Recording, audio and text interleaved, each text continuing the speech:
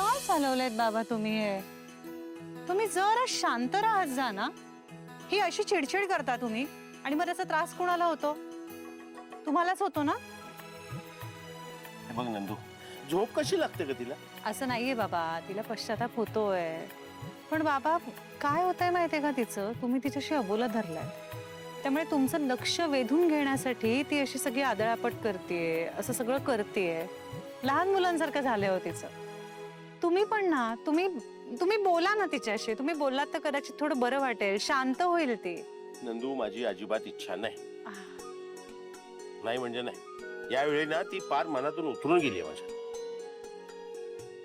पण असं बोलून नाही चालणार ना. कधी ना कधी तुम्हाला बोलावं तर लागणार आहे की नाही. ते तेव्हाचं तेव्हा बघू. मला मला आमचं सोड ग तू.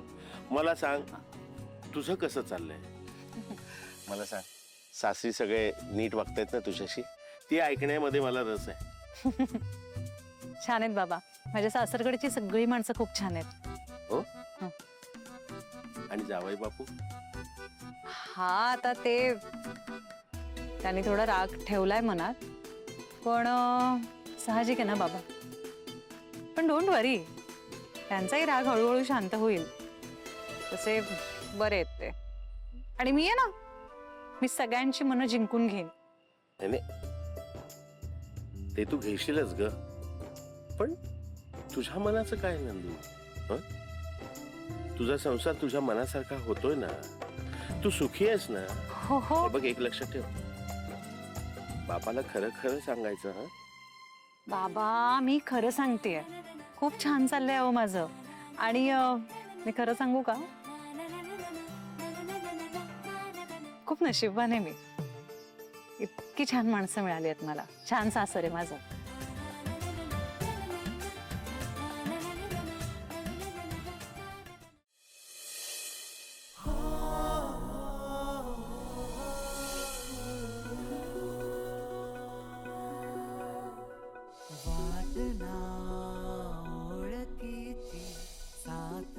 लग्न करायचं म्हणून कोणाशी लग्न करून कसं चालेल? मलाही लग्न करायचं आहे, नाही असं नाही.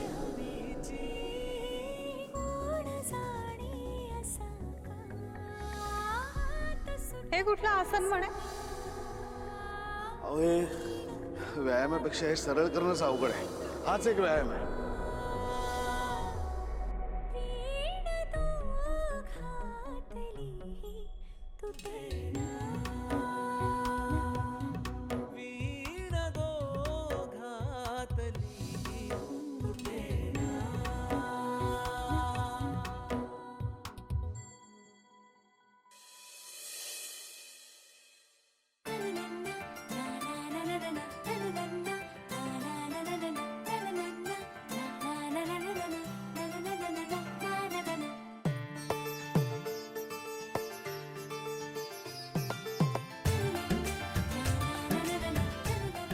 अगं असू दे,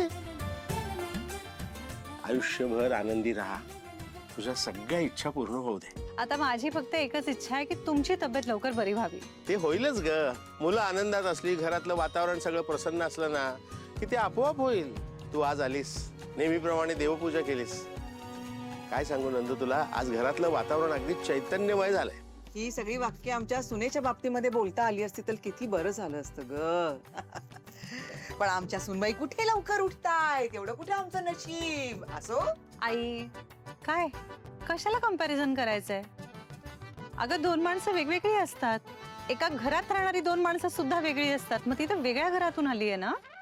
हा, आता तू मला जास्त शिकवू नकोस. मी काय आत्ताच जन्माला आलेलं बाळ आहे काय, कळतं मला. आई ऐक, मी तुला शिकवत नाहीये, फक्त हे सांगणं आता मला गरजेचं वाटलं. कारण प्रत्येक घराचे संस्कार, रीती, परंपरा ह्या वेगवेगळ्या असतात. आणि 1 महिना नाही झालाय अजून लग्नाला. थोडासा तर वेळ दे ना आधीराला. हो ना, आम्हाला नव्हता कोणी एवढा वेळ दिला. हा, आमचं आम्ही शिकलो होतो. हो की नाही हो? दिला होता का वेळ तुमच्या आईने मला? वा, म्हणून मग तू तिचे लाड करणार नाहीयेस का? अरे, ती तर आधीपासून लाडवलेली आहे स्वानंदी. अरे, मोठ्यांचा आदर नाही, मान नाही, काही नाही, नुसती कशी बसलेली असते, कसे काही करत असते. बरोबर तिला आता केलं पाहिजे, माहितीये का? आई, काय बोलतेस तू? उद्या तुझ्या मुलीबद्दल तिच्या सासरचे लोक असं बोलले तर चालेल का तुला? तेव्हा वाटतं ना की तुमच्या मुलीला समजून घ्यावं सासरी. मग स्वानंदी, काही झालं तरी मुलगी आणि सून यामध्ये फरक असतो. हाच प्रॉब्लेम आहे आई. जोपर्यंत घरच्या सुनेला मुलीसारखं वागवत नाही ना तोपर्यंत ती खुश राहू शकत नाही, परिणामी घर सुखी होऊ शकत नाही. नंदू अगं जाऊ दे ना, सोडून दे. मला सांग आजचा तुझा प्लॅन काय? बाबा हो, तेच तर मला सांगायचंय. माझ्याकडे एक सरप्राईज आहे तुमच्यासाठी. काय? कसली? आज माझ्या नोकरीचा पहिला दिवस आहे. And guess where? Kesari tours.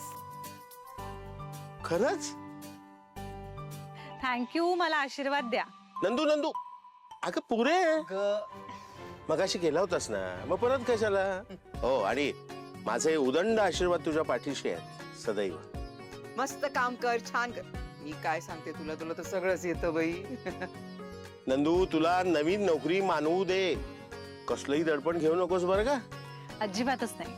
आणि हे बघ, पहिला दिवस आहे तुझा नोकरीचा. तिथे जाण्याच्या आधी बाप्पाच्या देवळामध्ये सुद्धा जाऊन ये, आशीर्वाद घे त्यांचे. आणि तू आलीस ना की आज संध्याकाळी आपण काहीतरी खास बेत करूया. हो. पण माझी ट्रीट? बर. बरं चला, मी आता आवरून घेते पटकन. उशीर नको व्हायला पहिल्या दिवशी. आजीना पण कळवायचंय. झालं म्हणजे तू आता काय सासरून जाणारच की काय?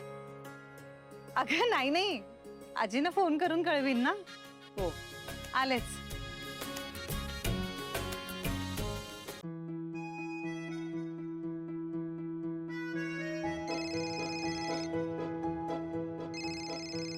अजी, अजी,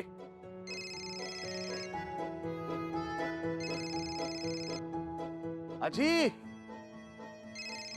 अजी, त्या रोहनच्या ताईंचा फोन आहे. अजी,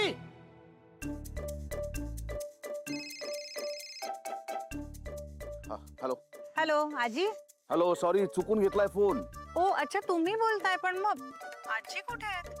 आणि आजीचा फोन तुम्ही का घेतलायत? आजी बऱ्या आहेत ना? काय झालंय? झालात हायपर झालात लगेच. या घरात तुम्ही सोडून सगळे बरे आहेत. पण मग आजीने त्यांचा फोन का नाही घेतलाय? कारण काय, आमच्या घरामध्ये मधनं मधनं लोक गंमत म्हणून फोन बाजूला ठेवून कामही करत असतात. फोन म्हणजे आपल्या हाताला फुटलेलं अजून एक एक्स्ट्राचं बोट असं कोणी समजत नाही. अहो मी एक साधा प्रश्न विचारला हो, की आजीचा फोन तुम्ही का घेतलाय? त्यावर एवढं बोलायची काही गरजच नाहीये ना. नाही नाही नाही नाही नाही नाही नाही, साधा प्रश्न नव्हता हा. त्याच्यामध्ये आरोप होता माझ्यावरती. माझी चूक काढण्याचा प्रयत्न होता की आजीचा फोन तुम्ही कसा काय घेतलात. आता मला काय माहिती आजी इथे फोन ठेवून दुसरीकडे कुठे गेली. मी पण तिला शोधतोय.